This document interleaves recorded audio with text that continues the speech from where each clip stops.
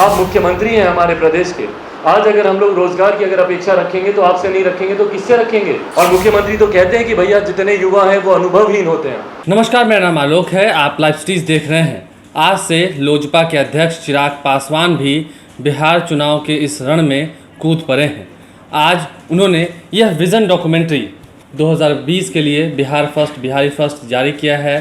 तस्वीरें भी अब आप विजुअल्स के जरिए देख सकते होंगे। अपने पार्टी कार्यालय में उन्होंने इस नया बिहार युवा बिहार विज़न डॉक्यूमेंट 2020 को लॉन्च किया है और साथ ही ये कहा है कि वो लड़ रहे हैं हम पर राज करने के लिए और हम लड़ रहे हैं बिहार पर नाज करने के लिए।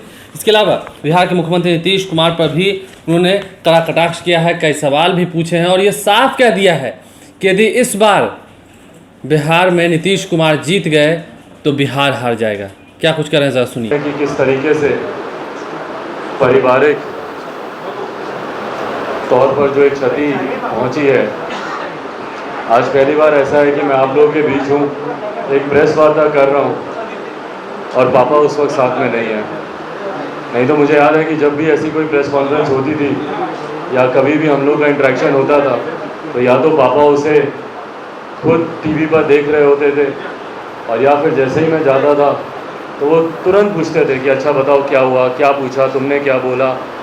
तो ये सारी बातें हैं, रह रहकर ऐसी चीज़ें दिमाग को कौंधती हैं, दिल को कौंधती हैं। सोचा नहीं था कि कभी कोई ऐसा दिन आएगा जब पापा के बिना मैं इस तरीके से अकेला बाहर होऊंगा। पर ये हिम्मत भी फिर मुझे पापा ही देते हैं। हमेशा उन्होंने मुझे कहा था कि अगर तुम्हारी सोच सही है, तुम्हारी डगर सही है, तुम्हारी राह सही है तो अकेले चलने से कभी डरना मत। एक बात है जो हमेशा मेरा हिम्मत आज भी बढ़ाती है। पापा हमेशा कहते थे कि शेर का बच्चा होगा तो जंगल चीर के निकलेगा, गीदड़ होगा तो मारा जाएगा। शेर का बच्चा हूँ, जंगल को चीरने निकला हूँ और जो पापा का सपना था और जो उनकी अंतिम इच्छा थी आज उसको मैं आप लोगों के सामने यहाँ पर रखने आया हूँ कि भैया सरकारी नौकरी कहाँ कोई देता है? कौन से देश में ये परंपरा है कि वहाँ पे सरकारी नौकरी दी जाए? भाई क्यों नहीं है? आप मुख्यमंत्री हैं हमारे प्रदेश के।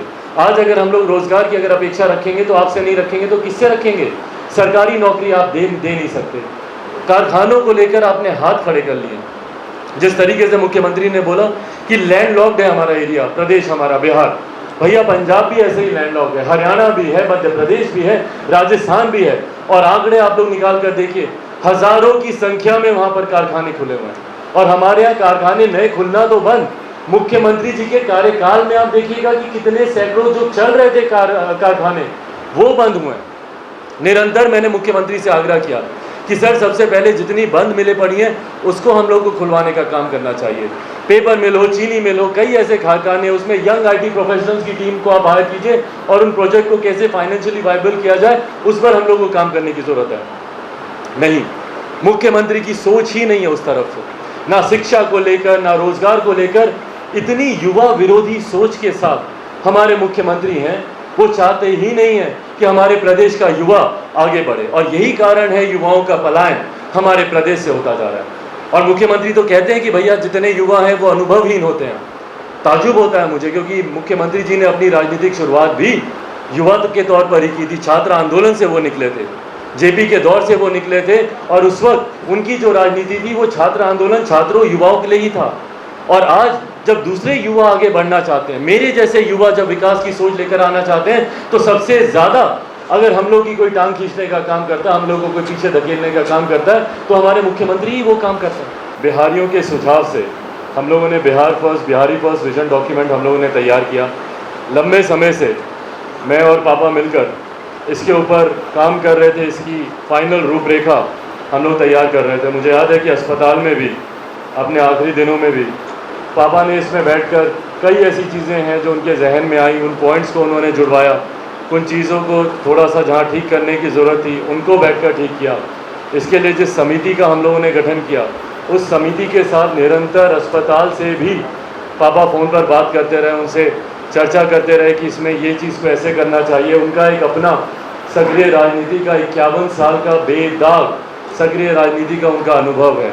उस अनुभव का सारांश भी है ये Bihar first Bihari first vision document. इसमें बिहार की शायद ही कोई ऐसी समस्या हो जिसका हम लोगों ने समाधान नहीं किया हो। मेरी राजनीति सकारात्मक राजनीति की मैं सोच रखता हूँ। युवा हूँ, पढ़ा लिखा हूँ, जानकार हूँ और बिहारी हूँ, और एक ऐसा बिहारी जो देश और दुनिया भी घूमा हुआ है। बाकी प्रदेशों की तुलना में मेरा बिहार कहाँ है मैं जानता हूँ, क्योंकि कहीं ना कहीं उन प्रदेशों में या तो मैं रहा हूँ या मैंने काम किया है। कुछ प्रमुख ऐसे बिंदु हैं जो मैं आप लोग के मैं समक्ष रखना चाहता हूँ कि किस सोच के साथ हम लोग चुनाव में जा रहे हैं। मेरी सोच सकारात्मक है, पॉजिटिव ऑप्टिमिस्टिक सोच वाला मैं व्यक्ति हूँ। मैं चाहता हूँ कि आने वाले 20 दिन पॉजिटिव तरीके से, सकारात्मक तरीके से, बिना किसी पे आरोप प्रत्यारोप लगाए हुए हम लोग सिर्फ और सिर्फ बिहार के विकास की बात करें। मैं आप लोगों के माध्यम से तमाम 12 करोड़ बिहारियों के सिर्फ 20 दिन अपने लिए चाहता हूँ। इन 20 दिनों में ना सिर्फ बिहार फर्स्ट, बिहारी फर्स्ट को आप समझें, बल्कि इस बात का भी आप लोग आकलन करें कि पिछले 30 साल क्या जो दूसरे प्रदेशों को मिले वैसे ही हमारे प्रदेश को मिले। जहाँ दूसरे प्रदेश दिन दुगनी रात चौगनी तरक्की से आगे बढ़े, क्या हमारा प्रदेश वैसे आगे बढ़ पाया? ये 20 दिन हमारे आने वाले 50 साल को निर्धारित करेंगे। हमारा देश विकास के नए नए नए नए मापदंड तैयार कर रहा है। मौजूदा प्रधानमंत्री आदरणीय नरेंद्र मोदी जी के नेतृत्व में हम लोग रोज़ नए पैरामीटर्स हम लोग हासिल कर रहे हैं, रोज़ नए लक्ष्य हम लोग प्राप्त कर रहे हैं। पर वहीं दूसरी तरफ अगर हम लोग बिहार को देखें तो आज भी हमारा मापदंड इतना छोटा है विकास को लेकर।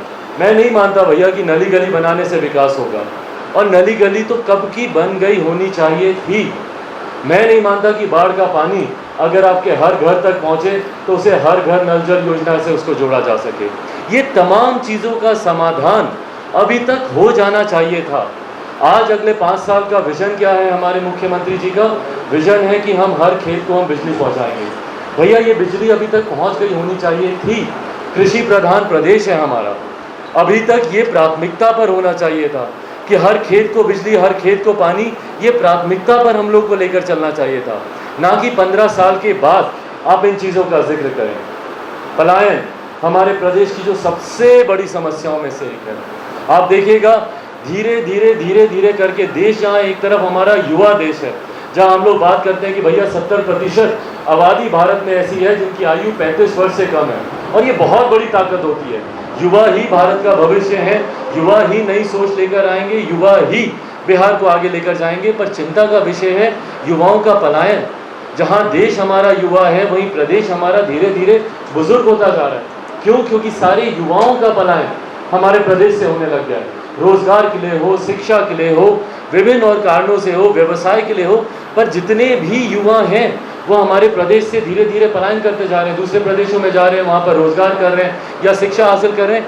ये तमाम चीज़ें मेरे लिए चिंता का विषय है, और जब तक इन तमाम बिंदुओं पर हम लोग चर्चा नहीं करेंगे, जिस तरीके से यहाँ पर छात्रों की हालत है, जिस तरीके से शिक्षा प्रणाली है, या जिस तरीके से स्वास्थ्य सेवाएं हैं, जब तक हम लोग हर सेगमेंट को टारगेट नहीं करेंगे, तब तक जो विकसित बिहार का हम लोग का सपना है शायद हम लोग उसको पूरा नहीं कर पाए। दर्शक, हम लोग सिर्फ बिहार में विकास की चर्चा ही करते रहे, पर सही मायनों में जो विकास यहाँ पे पहुँचना चाहिए था वो नहीं पहुँच पाया।